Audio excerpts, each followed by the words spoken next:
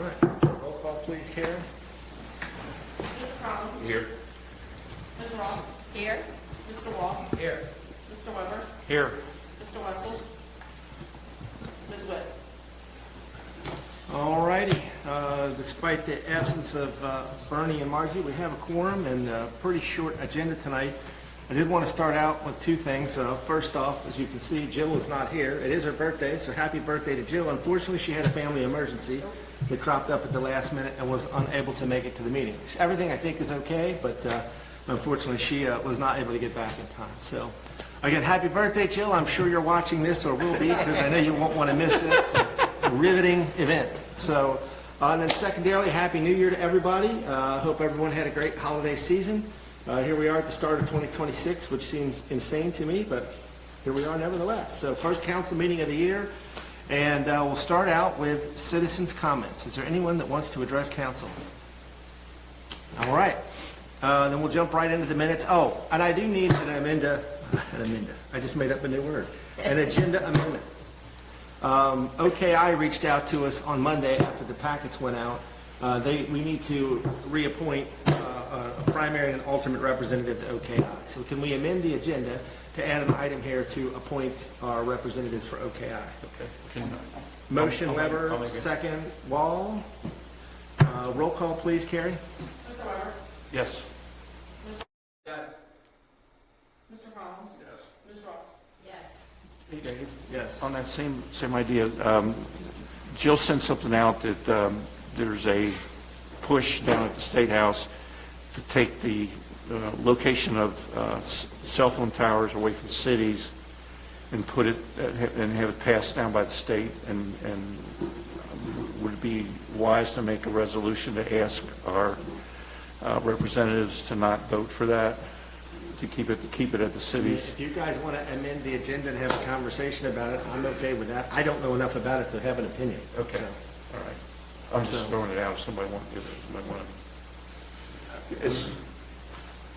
I'll make the motion to do that. If somebody- I'll second it. Second. All right. Roll call, please, Carrie. Mr. Weber? Yes. Ms. Ross? Yes. Mr. Collins? Yes. Mr. Wall? Yes. All right. So we'll discuss this initiative from the state to take away, as I understand it, Jay, based on what you're saying, cities' abilities to regulate where cell phone towers go. Is that essentially it? Okay. All right, so we have 4 sets of minutes tonight. The first minutes from the November 5th, 2025 City Council meeting. Do we have a motion to approve? Motion Collins, second Weber. Any discussion? Call, please. Mr. Collins? Yes. Mr. Weber? Yes. Ms. Ross? Yes. Mr. Wall? Yes. All right, motion carries. We have the minutes from the November 13th special City Council meeting. Do we have a motion to approve? I'll make it. Wall, second. I'll second it. Ross, any additional discussion? All right, roll call, please. Mr. Wall? Yes. Ms. Ross? Yes. Mr. Weber? Yes. Ms. Collins? Yes. All right, the minutes from the November 19th City Caucus meeting. Do we have a motion to approve? I'll make the motion. Motion by Weber, second. Second by Collins. Any additional discussion? All right, roll call, please. Mr. Weber? Yes. Mr. Collins? Yes. Ms. Ross? Yes. Mr. Wall? Yes. And then finally, the minutes from the December 3rd, 2025 City Council meeting. Do we have a motion to approve? I'll make the motion. Motion by Ross, second. I'll second. All right, by Wall. Discussion? All right, roll call, please. Ms. Ross? Yes. Mr. Wall? Yes. Mr. Weber? Yes. Mr. Collins? Yes. All right, that's all the minutes. We have no unfinished business this evening, so tonight we have 3 items. The first being the Kenton County Community Redevelopment Fund Agreement, and then we will talk about reappointments to OKI, and then this potential initiative to take away the city's ability to regulate where cell phone towers go. So the Kenton County Community Redevelopment Fund Agreement, let me try to find that in the packet here. This is, for those at home, sorry, should be more prepared here. I'm kind of fumbling around without Jill to bail me out. This has to do with some, hopefully everyone has seen this in the press, in working with the county. The county got state funds and set up this community redevelopment fund Several local communities have tapped into it, Independence, Taylor Mill, amongst others. I want to first off start out while I'm looking for the actual documentation in this giant packet of stuff and say huge shout out and thank you to Judge Executive Chris Knockelman. He was potentially going to come tonight, but unfortunately couldn't make it, so we hope to have him at a future council meeting to talk about this and some of the other exciting things that are happening in the county. But again, huge shout out to Judge Knockelman. Without him, this wouldn't have happened. And then also the fiscal court. Commissioner and former Mayor Joe Nienaber, he was a key part of the development that I'm going to talk about here in a minute, and getting it done, and then Commissioner Sewell and Drought. So again, huge shout out to Kenton County for making it possible for cities like us to tap into these funds for redevelopment efforts. We put out some press releases, so I'm not going to go into too much detail, but suffice it to say, I don't think a lot of people realize Weiler owns the Mercedes down here in Fort Mitchell.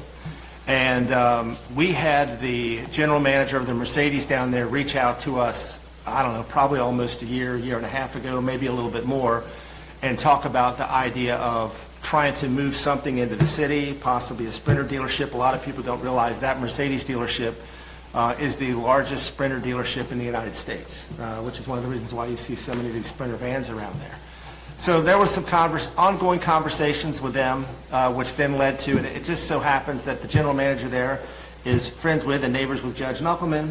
So that started a conversation there, and then also with Commissioner Nienaber and myself around, well, you know, where could they go? What could we do? That sort of thing. So after, and again, I apologize that I can't seem to get to this in all of these pages, but the bottom line is, after a substantial amount of conversations, some conversations with council, they basically came back to us with a plan to redevelop the Infinity site. A lot of people don't realize Infinity was actually purchased by the Weiler Group and is currently shut down. I think they're just using it for storage at the moment.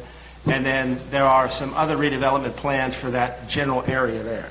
I can't go into any more detail than that other than to say something good is coming, and in large part due to Kenton County. You know, without the county being willing to put a substantial amount of funds, well over $1 million, into this project to help get this redeveloped.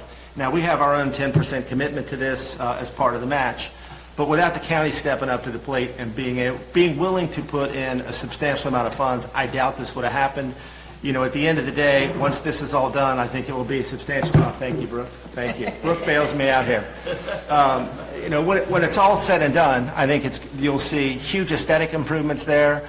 You'll see huge walkability improvements there, and you'll see much more viable businesses that provide a lot more value to the residents in terms of jobs and taxes than what has previously occupied that space. So that's kind of a high-level overview of it. At one of the last council meetings last year, we had to enter into this agreement. Council gave me permission to enter into the agreement that basically sets all of this up and makes this all possible. Again, there'll be much more information forthcoming about the specifics of this soon beyond what we've already put out in the press releases, which you can find on our website or on social media.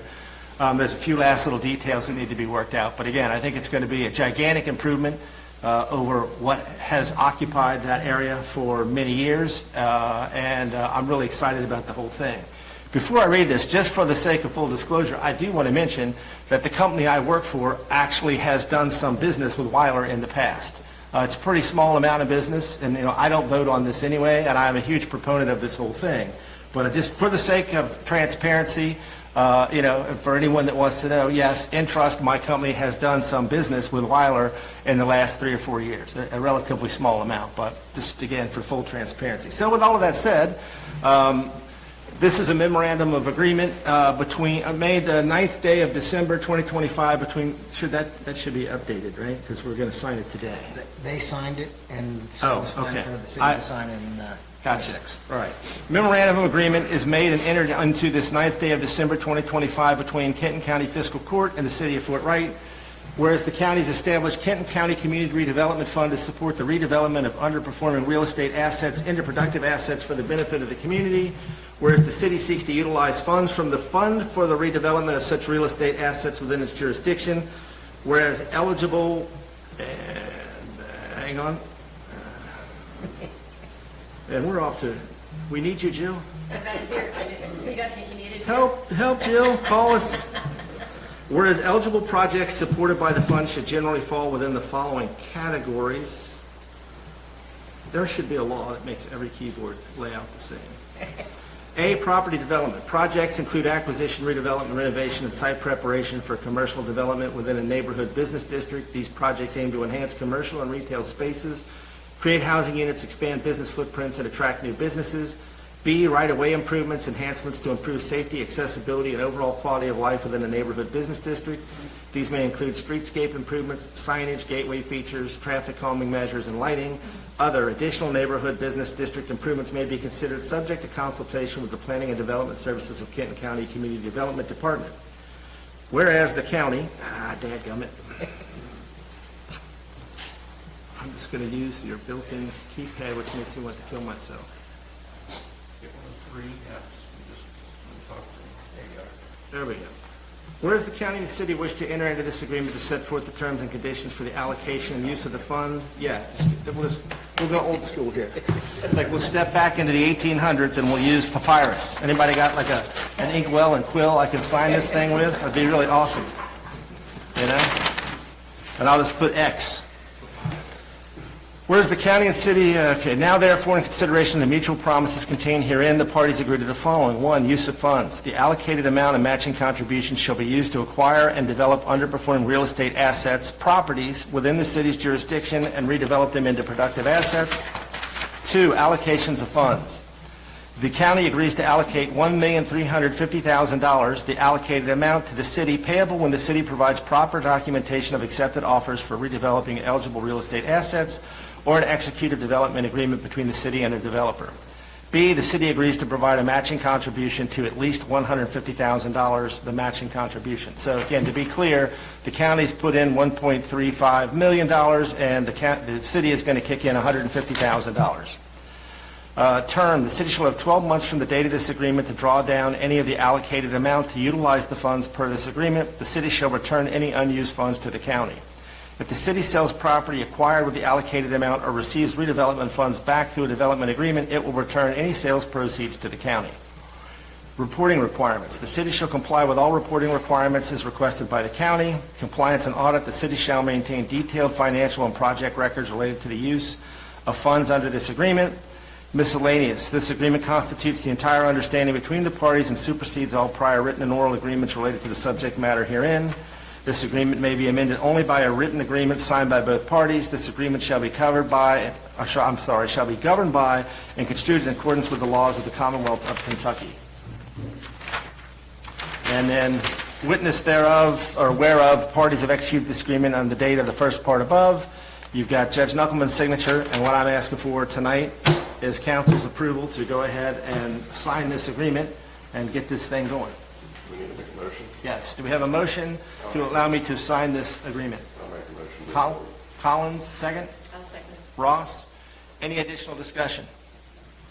Well, you spend a lot of time on this, getting this done, so you should be commended for that. Well, I appreciate that, Jay, but obviously, couldn't do it without all of you guys. I know everyone is excited about this.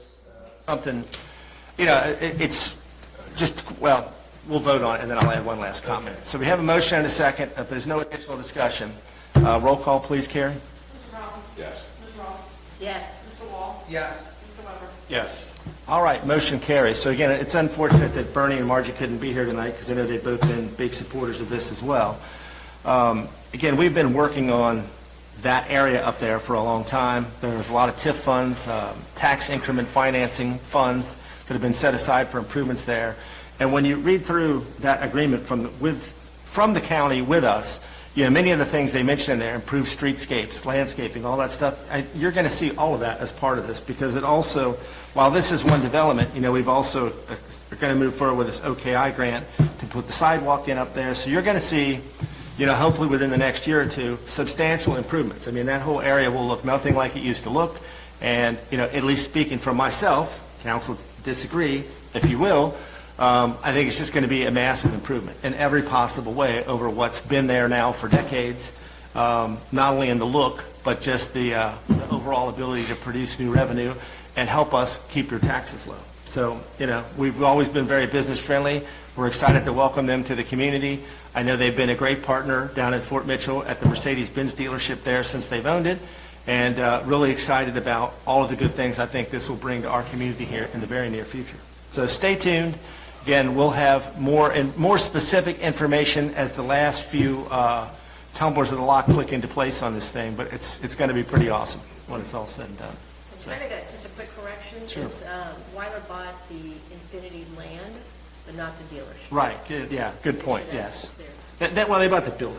They bought the building. Yeah, but they will operate that under some other brand yet to be determined, and that's part of the pieces that need to click into place. They're working on they're negotiating some deals and so forth, and that's why we've pretty much told you all that we can at this point. But thank you, Don, good point. Okay. And Weiler wants to move as fast as they can, so Yeah. it's not going to sit stagnant. I mean, they've been great to work with so far.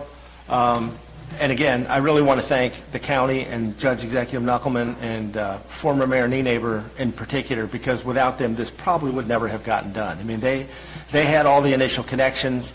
They've been, kind of bent over backwards to make the connections, get the right players in the game, and push this thing through to completion. So we definitely would not be able to do this without them and their financial support for this. So. And plus, 150 grand from the city, at least in my opinion, for what is going to happen, is a very small financial commitment for the city's part to make what we think is going to be a wonderful addition to the city. Well, that's a good point, Donna. I agree with you wholeheartedly. I mean, when you look at, while $150,000 is certainly not chump change, when you look at our overall budget, it's a relatively small amount of money, especially for the catalytic change I think you'll see there.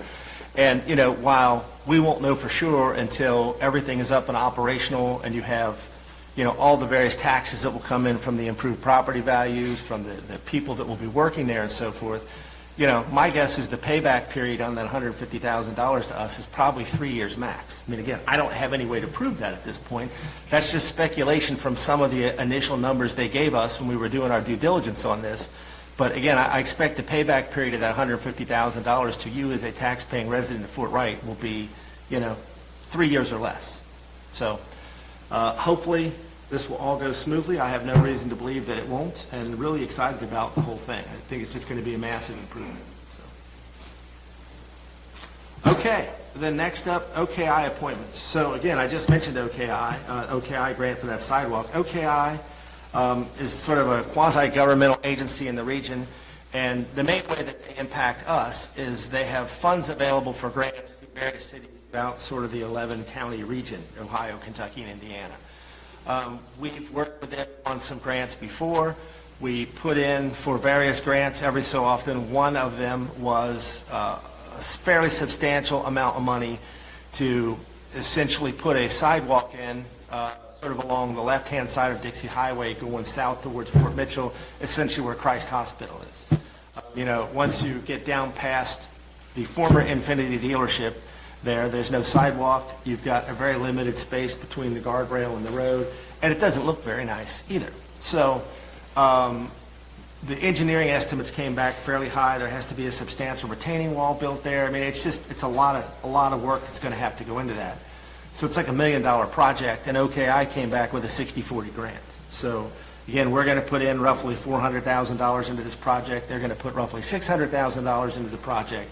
But when it's all said and done, you're going to have a much more walkable space that's much safer, and it'll look a whole lot better than what's there now. Again, probably, I don't want to speak for council. I think we kind of got stalled on this because it is a substantial amount of money. We wouldn't normally spend, our whole street program in a year is usually $600,000 to $750,000.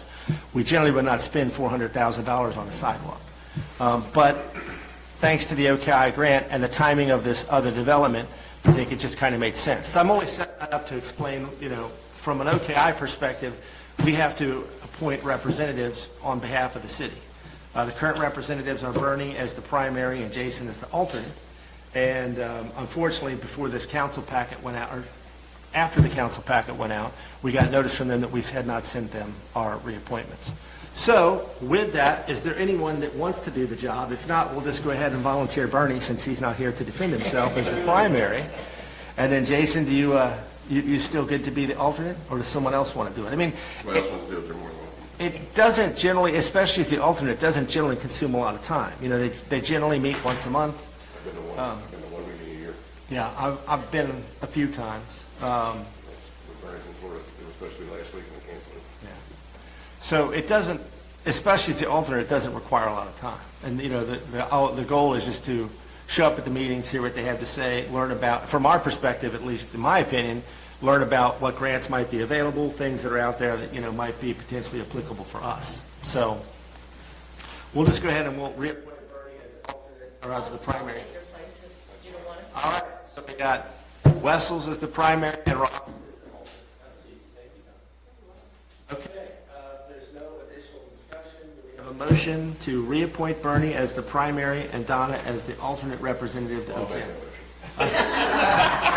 Thank you, Jason. Do we have a second? Gladly. All right, so Colin and Wall, any additional discussion? I do. I want to make just a quick point on that with the sidewalk and the new retaining wall where that's going to be in front of the Christ Hospital. You know, we voted on it before. And just to add this real quick, you know, the Christ Hospital in Fort Wright here, I personally think is a wonderful addition to our city. I think it's a wonderful addition to all of Northern Kentucky. I believe in competition, whether it's hospitals or whatever, and I worked in all the hospitals in this whole region for over 30 years. So I know all the hospitals well, and numerous surgeons and doctors and everything else.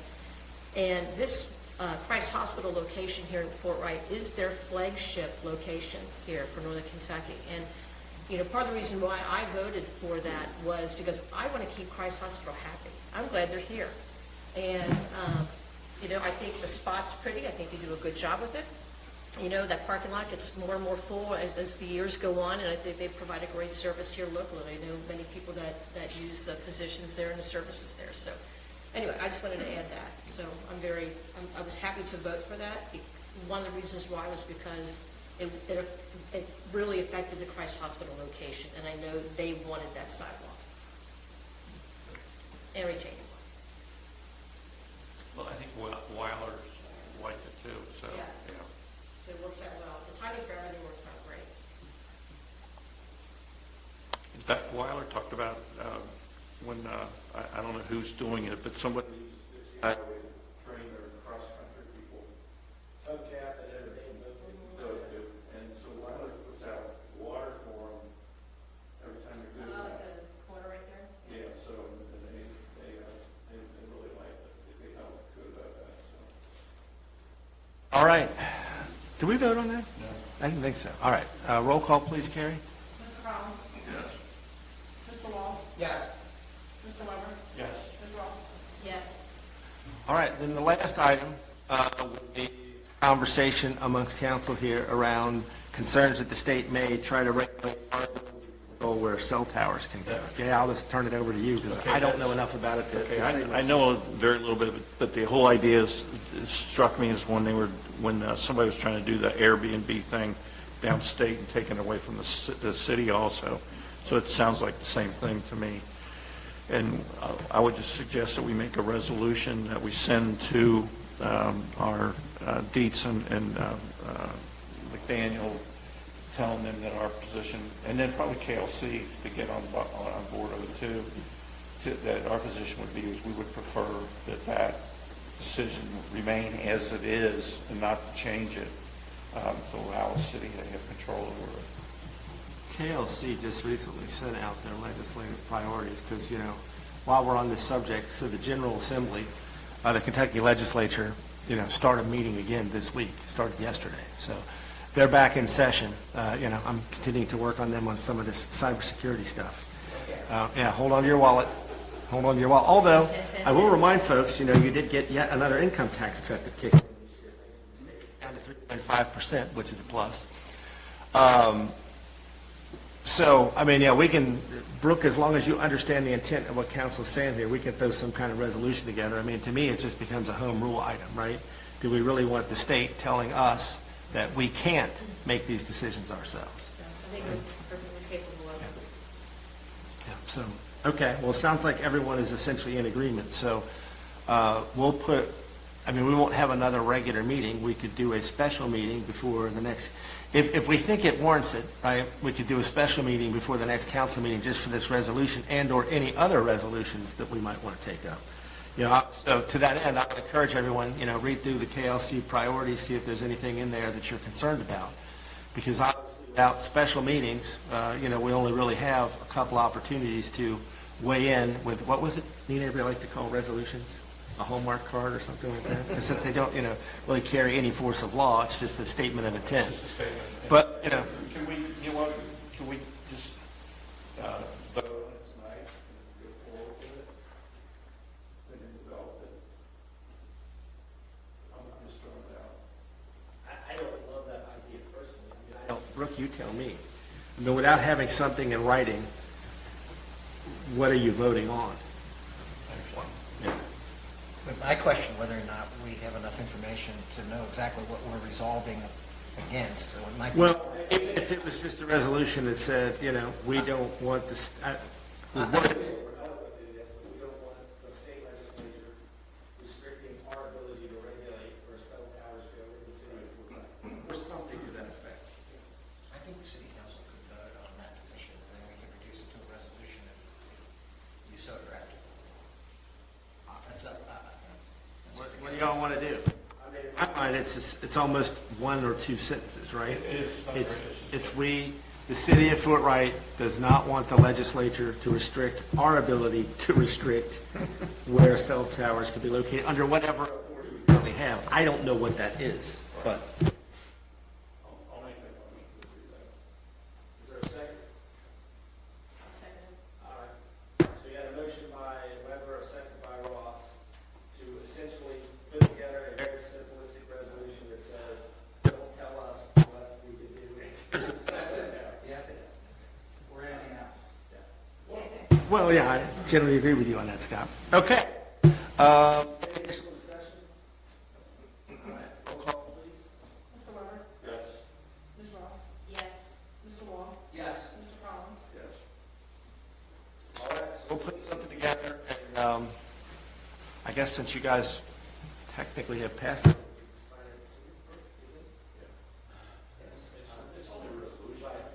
Okay. And you had the resolution number 2289? HR 2289?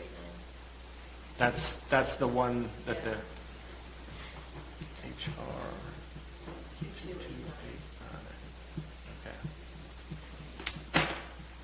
All right. That gets us to the end of the agenda. Committee reports. None of the committees have met recently, right? Just some cool things that I've heard for finance. It's my understanding that 1 out of every 10 adults in the United States is now a millionaire. Can you believe that? That's unreal.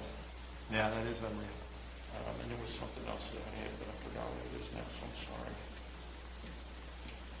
Apparently, I'm not one of those 10. I wouldn't be sitting here raking in that Well, the other side of the $7,000 a coin- year here's the doing other this side- job. The other side of the coin is $1 million now is worth what $150,000 was worth in 1975. So it's kind of deflation. Yeah, inflation. Inflation's really messed us up. but- Yeah. Thank you, profligate spending, BC, driving us all into bankruptcy. We appreciate you. Keep up the fine work. Okay, so Jill is not here for the CAO report. She did send out that report. I don't recall anything of any specific significance in there. So we'll jump into department reports. I know I'm looking forward to hearing about delinquent taxes tonight. What do we have from administration and finance? Well, there's quite a few of them, but Myoka will be expanding on how many and the numbers. Just been working on, receiving lots of phone calls today about the letters they received. So, The letters they received telling them that their taxes are delinquent? and for some reason, we had a lot this year. I don't know the number that was sent out. I'm not sure if there's mail issues, but quite a few people called today that said they never received the bill. So I kind of reminded residents that it's advertised on the website, the sign, emails. Social media, yeah. Numerous times. Yeah. But Nyoka has the information you all want. Yeah, so as of the end of today, we collected 96.25% of the property taxes, which I think is pretty great. So that only leaves 3.75% outstanding. And then as far as tangible goes, we collected 86.21%, which leaves 13.79% outstanding. So roughly like 90 property tax bills and 32 tangible. Overall, I think that's pretty fantastic. Yeah, it's where pretty we're good. at. Although the 90 does seem higher than what I remember from the past. Yeah, I think that, like she said, we did receive calls. I'm not sure why some would get the delinquent letter, not the bill in the first. I don't know what happened as far as postal service goes. But everyone's been notified, and I'm sure by the time we meet again, the numbers will be even far better than what they are right now. Questions? So just a couple comments, because I'm sure we'll have a giant viewing audience at home interested in this particular topic. Yeah, as was just mentioned, every year we try to, once the tax bills are prepared, because, there's some timing issues with getting the data from the PVA, getting it into our system, generating the bills and all that sort of stuff. But we try to get them out sometime in November every year. And then, from that point forward, continue to try to constantly remind folks that the deadline is December 31st at 5 p.m. And, if you miss the deadline, you're subject to penalty and interest. The goal is never to charge people penalty and interest, but the fact of the matter is, it's not fair to people who do pay their bills on time that we would waive it for you. And frankly, I like to just put this out here. I do not have the authority, no matter what you say, to waive the delinquency fee or the penalty. Okay? It's an ordinance set by council. So unless no council member can waive this for you, I cannot waive it for you. If you are delinquent, unfortunately, you owe the money, and the only way that could be changed would be for council to change the ordinance. So if you unfortunately did not get your taxes in on time, I'm sorry about that, but there's literally nothing we can do about it, and I don't believe council, speak up if you feel differently, is going to be willing to change the ordinance that would relieve you from the obligation to pay whatever the late fee and the penalty is. So just for anyone that's watching, I understand why people get upset. I get things get lost in the mail or whatever, although I will say if there are 90 out of roughly 2,200 that went out, it's a little hard to understand how just those got lost in the mail and also how your delinquency notice showed up, but the actual bill did not. So anyhow, again, it's unfortunate. I hate it that this happens. Our goal is never for people to have to pay the penalty and interest, which is why, as we mentioned, again, we posted on the sign out front. We sent out several emails. We posted it on the social media numerous times. We talked about it here in the council meetings numerous times. So, hopefully when next year rolls around, you will be less likely to have this happen again because you will be paying more attention and everything will just line up. So again, I know I'm not coming across all that empathetic here, but there's nothing I can do about your tax bill at this point. So Can I add one more thing? you can. Additionally, we do accept postmarked by the 31st before that penalty is applied. And secondly, we've gotten some calls today where it was just a time lapse of when they got their delinquent notice and when their payment was processed. There was an overlap in postal service. So feel free to call and make sure if you did for sure send in that payment that it was applied, because likely it was, and it was just timing. Well, you bring up another good point, Naoka, which is, if you did get a delinquency notice, I would encourage you to try to pay it as soon as possible because the penalty increases, right? So, if you just sit on it, you're going to get hit with a fairly significant penalty every single month. So, again, if you find yourself in the unfortunate situation where you have one of these notices, I would strongly encourage you to take care of it as soon as possible. And one last reminder, there are numerous different ways you can pay your taxes. You can pay with a credit card, you can walk in, you can mail it in, and we also have a drop box. But the goal is it must be here by 5 p.m. December 31st, or as Naoka mentioned, postmarked by 5 p.m. December 31st, or you are going to be assessed a late penalty and fees, and there's literally nothing that can be done about that. So, okay. Anything else from admin or finance? Well, and thank you all for all the hard work you put into that. I know towards the end of the year, it's a busy time, especially once all the taxes start rolling in. And, as I've said year after year after year, in my opinion, the single most important thing we do here is get the tax bills out and collect the taxes, because without the tax money, none of the rest of this, right? We wouldn't be able to have police and fire, all the other things that make this a great community. So, again, it's in my opinion, the single most important thing we do. It's important to get it right. And I want to say one last thing, which is thank you to all of the residents we have that just consistently pay on time. While yes, there's always a handful of delinquencies. In some cases, it's, unfortunately someone passed away, the property is in the state or something like that. The vast majority of residents that live here pay their taxes on time, usually actually early, just year after year after year. So for all of you who pay the taxes that make all of this possible, thank you. We appreciate you. We could not do it without you. Okay, moving right along then. Chief Coppola, what do you got? Just got a couple things. I'd mentioned at the last meeting we had that we were going to run a couple of Cram the Cruiser events for Christmas season. One was a partnership with Northern Kentucky Bargain Outlet. That was a very good success. And another one with Walmart.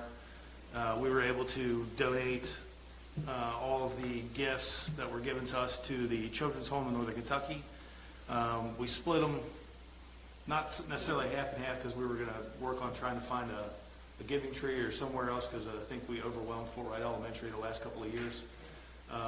We were fortunate enough to find a family in Fort Wright where the father had passed away, and it was a young family with 3 children. So we took a bunch of the gifts that were donated, and then all the money out of the Shot for a Cop Fund, where several people had donated, and we provided them with an amazing Christmas. We wrapped everything and delivered it to them. So it turned out great for them. The officers that worked on it did an outstanding job. And then the other thing I wanted to point out is the Kentucky Attorney General's grant that we've been taking advantage of this past year. We've supplied several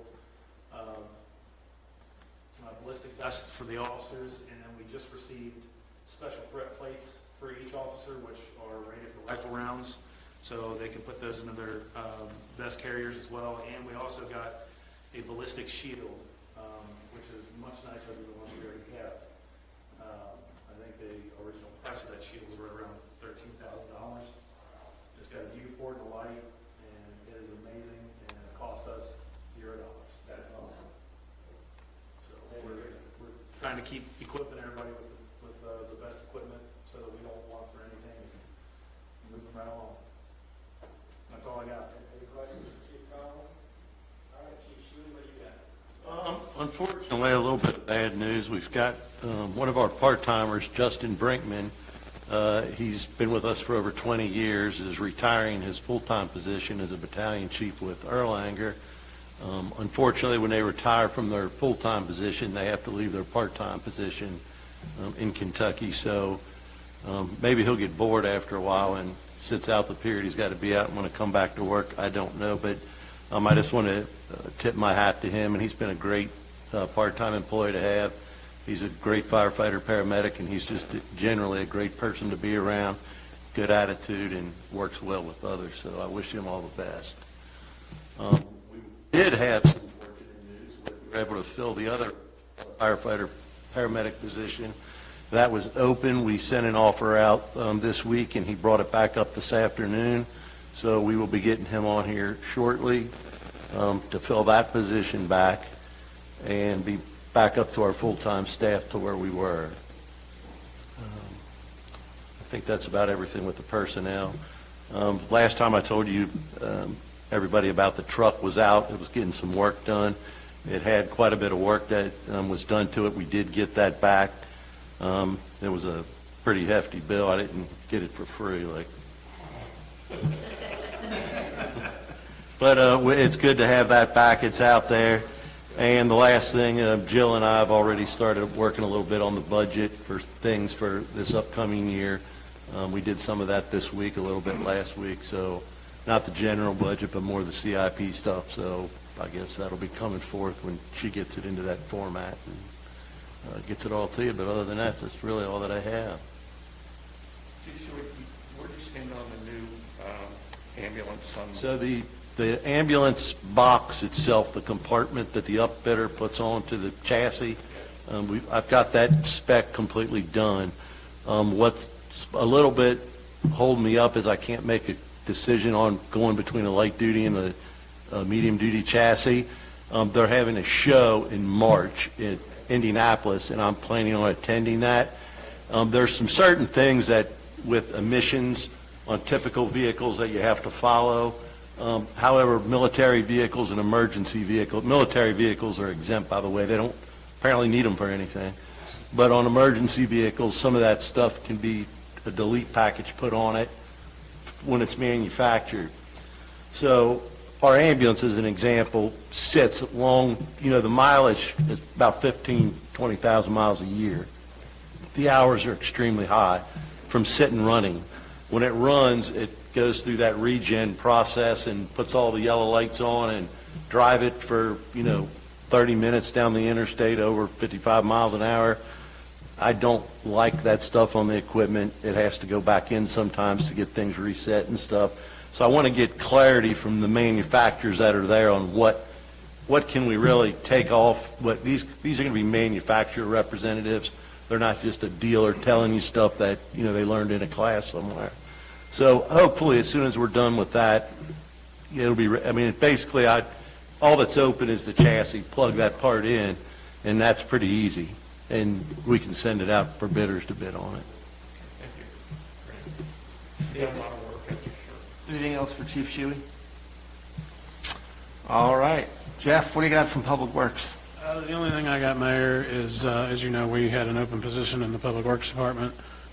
Jill and I conducted interviews last week, and we think we've got a guy that's going to be coming here to fill that position. Looks like he's going to start on the 20th. So hopefully we don't have any big snowstorms between now and then. I hope we don't have any more all year.